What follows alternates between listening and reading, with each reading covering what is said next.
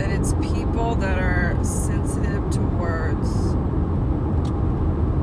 that are delicate to what is said.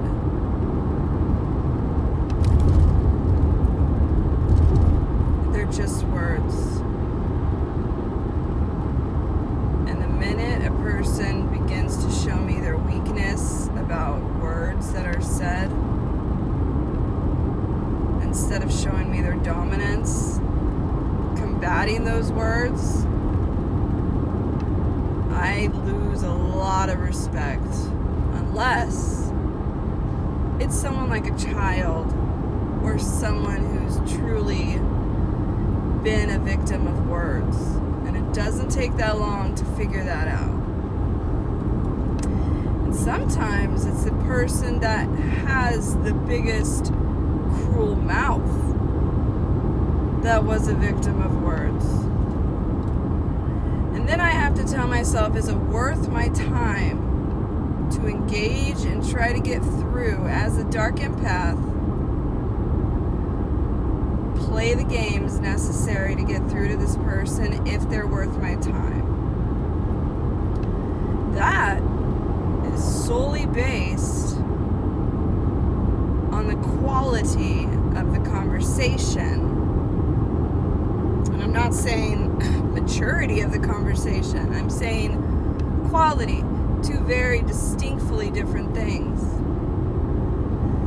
For example, my second husband, his parents ignored him, abandoned him, rejected him, critiqued him.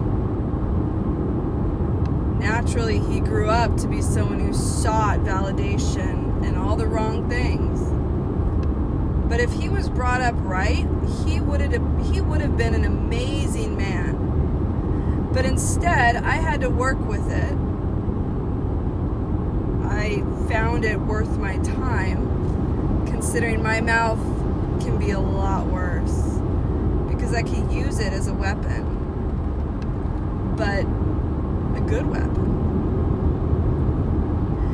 And that is ultimately the problem with words, is they're weapons. And that is why society is so sensitive and weak and impacted and delicate to words spoken. That is why society is so delicate to words that are spoken. Because you either have to have an equally strong mouth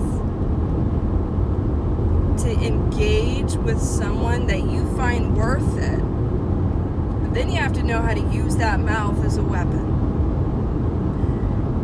I talk a lot about dark empaths.